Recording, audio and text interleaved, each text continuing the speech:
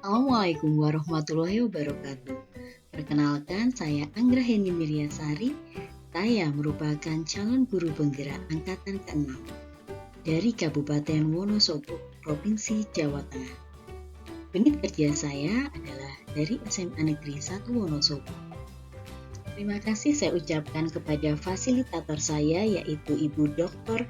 Suci Harjanti MPD, dan pengajar praktis saya, Ibu Heri Kuciani SSI, yang telah banyak menuntun saya untuk dapat menyimpulkan dan merefleksikan tentang pemikiran-pemikiran Ki Hajar Dewantara. Pada kesempatan ini saya akan menyampaikan koneksi antar materi, kesimpulan dan refleksi modul 1.1 tentang pemikiran-pemikiran Ki Hajar Dewantara. Adapun tujuan pembelajaran khusus pada kesempatan ini adalah peserta mampu membuat kesimpulan dan refleksi pengetahuan dan pengalaman baru yang dipelajari dari pemikiran Ki Hajar Dewantara. Saya akan menjawab pertanyaan pematik dalam membuat kesimpulan dan refleksi terhadap pemikiran-pemikiran Ki Hajar Dewantara. Pertanyaan pematik yang pertama, apa yang saya percaya tentang murid dan pembelajaran di kelas sebelum saya mempelajari modul 1.1? Yang saya percaya tentang murid adalah setiap orang yang sedang berguru atau belajar atau bersekolah. Kemudian, setiap orang yang menghendaki untuk mendapatkan ilmu pengetahuan, keterampilan, pengalaman, dan kepribadian yang baik sebagai bekal hidupnya, agar bahagia dunia dan akhirat dengan jalan belajar sungguh-sungguh. Kondisi awal sebelum mempelajari modul 1.1, yang pertama, pembelajaran berpusat pada guru, atau guru sebagai sumber ilmu. Yang kedua, pembelajaran mengejar target kurikulum. Yang ketiga, sebagian guru mengutamakan kemampuan kognitif. Yang keempat, sebagian guru tidak memperhatikan karakteristik murid. Yang kelima, masih rendahnya interaksi atau komunikasi antara guru dengan murid. Yang keenam adalah minat literasi murid yang rendah. Pertanyaan pematik yang kedua adalah apa yang berubah dari pemikiran atau perilaku saya setelah mempelajari modul ini? Menurut Ki Hajar Dewantara, bahwa pendidikan atau pengajaran itu dia tidak dapat dipisahkan. Pengajaran atau underwich adalah bagian dari pendidikan. Pengajaran merupakan proses pendidikan dalam memberi ilmu atau berfaedah untuk kecakapan hidup anak secara lahir dan batin. Sedang pendidikan atau offering adalah memberi tuntunan ketat terhadap segala kekuatan kodrat yang dimiliki anak agar anak mampu mencapai keselamatan dan kebahagiaan yang setinggi-tingginya, baik sebagai seorang manusia maupun sebagai anggota masyarakat. Di sini, Ki Hajar Dewantara memiliki keyakinan bahwa untuk menciptakan manusia Indonesia yang beradab, maka pendidikan menjadi salah satu kunci utama untuk mencapainya. Ki Hajar Dewantara memberikan pemikiran tentang dasar-dasar pendidikan. Menurut Ki Hajar Dewantara, pendidikan bertujuan menuntun segala kodrat yang ada pada anak-anak, agar mereka dapat mencapai keselamatan dan kebahagiaan yang setinggi-tingginya. Menurut Ki Hajar Dewantara, dalam kemerdekaan belajar dan pembelajaran di kelas, orang guru harus dapat menghormati dan memperlakukan murid dengan sebaik-baiknya sesuai dengan kodrat alam dan kodrat zamannya.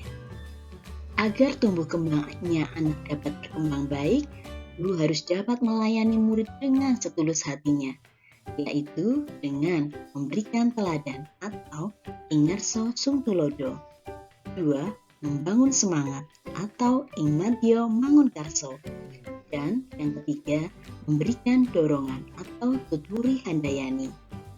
Ini merupakan proses menuntun agar mereka menjadi pribadi yang terampil, berakhlak mulia, dan bijaksana, sehingga mereka akan mencapai kebahagiaan dan keselamatan. Perubahan pemikiran atau perilaku saya sebagai pendidik setelah mempelajari modul 1.1. Yang pertama, menuntun. Pendidikan bertujuan untuk menuntun segala kodrat yang ada pada anak, agar mereka dapat mencapai keselamatan dan kebahagiaan yang setinggi-tingginya. Pendidik memiliki peran sebagai penuntun tumbuh atau hidupnya kekuatan kodrat yang ada pada diri anak. Oleh karena itu, pendidik menuntun anak untuk dapat memperbaiki perilaku hidupnya dan tumbuhnya kekuatan kodrat anak.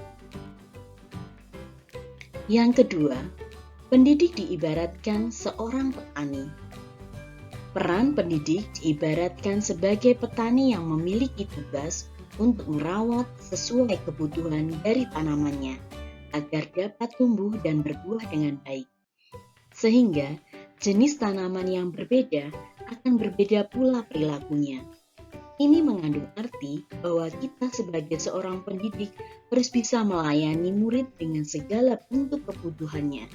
Proses pemenuhan kebutuhan dapat kita lakukan dengan menggunakan metode belajar atau strategi mengajar yang berbeda-beda, disesuaikan dengan karakteristik anak, karena pendidikan harus berorientasi kepada anak. Yang ketiga, bermain. Dalam kemerdekaan belajar dan pembelajaran di kelas, hendaknya kita harus memperhatikan kodrat alam, yaitu ketika anak masih bermain, anak senang sekali melakukan hal-hal yang bahagia. Ketika anak sedang bermain, pasti mereka merasakan perasaan yang gembira dan kegiatan tersebut pasti akan membuat kesan membekas di hati pemikirannya. Oleh karena itu, hendaknya guru dapat memasukkan unsur permainan dalam pembelajaran agar murid senang dan tidak mudah bosan. Apalagi menggunakan permainan-permainan tradisional yang ada. Selain menyampaikan pembelajaran melalui permainan, kita juga mendidik anak dan mengajak anak untuk melestarikan budaya.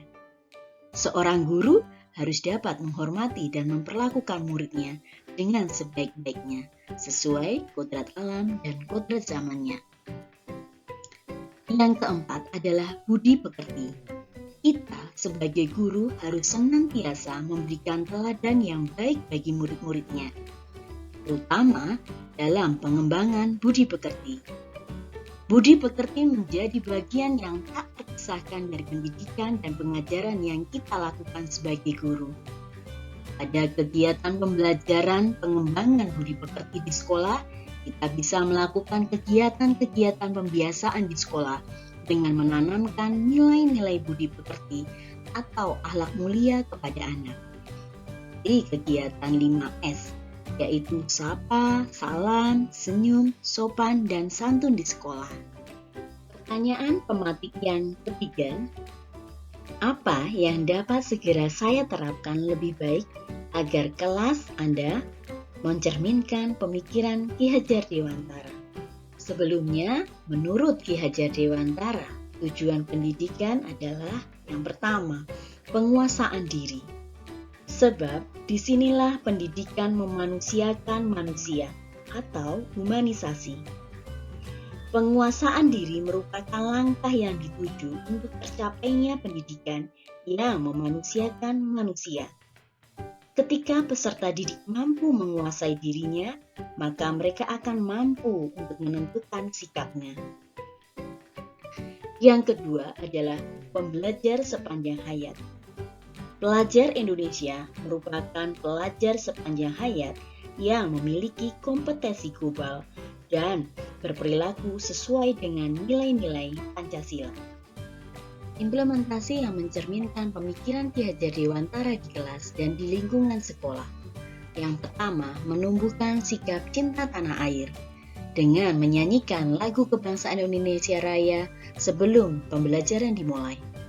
Yang kedua, dikemudahkan lagu-lagu nasional di pagi hari sebelum bel masuk. Yang kedua, melibatkan murid dalam kegiatan keagamaan.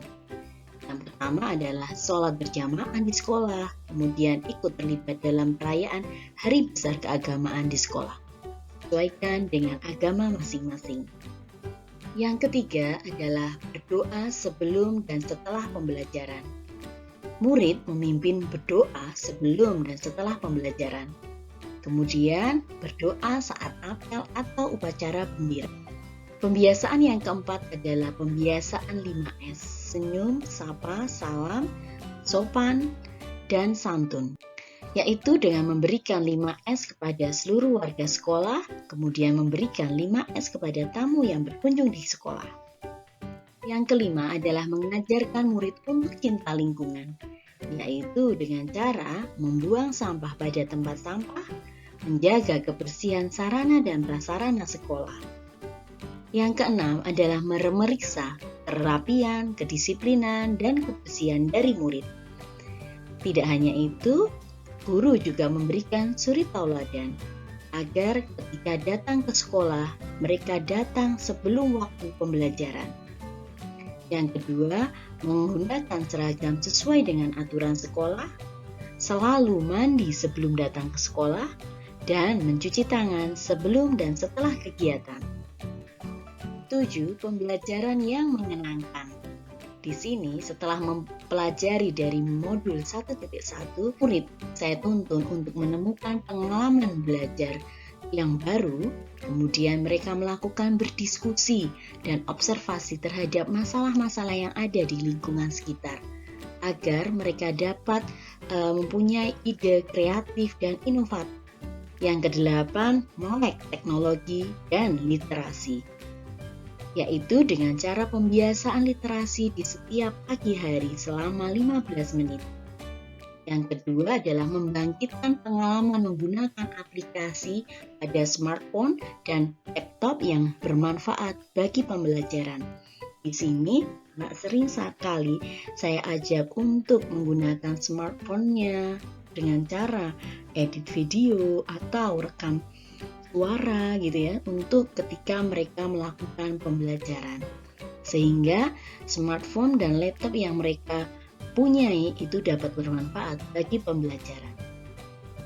Refleksi saya tentang pemikiran Ki Hajar Dewantara. Kita harus bisa memberikan kemerdekaan dan kebebasan belajar pada anak untuk mengembangkan ide, cara berpikir kreatif, pengembangan bakat atau minat murid yang disesuaikan dengan karakteristik anak masing-masing. Kemerdekaan belajar merupakan sebuah kebebasan mutlak karena kita sebagai pendidik tetap perlu memberikan tuntunan dan arahan kepada murid agar anak tidak kehilangan arah dan membahayakan dirinya.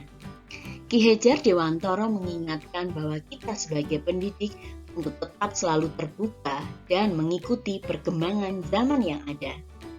Tidak semua hal yang baru itu baik, sehingga kita tetap perlu menyelaraskan terlebih dahulu dengan norma dan Pancasila sebagai pandangan hidup kita. Demikian kesimpulan dari refleksi saya tentang pemikiran Ki Hajar Dewantara yang sudah saya implementasikan dalam kehidupan saya ketika pembelajaran di kelas maupun di lingkungan sekolah. Terima kasih, semoga bermanfaat bagi kita semua. Wassalamualaikum warahmatullahi wabarakatuh.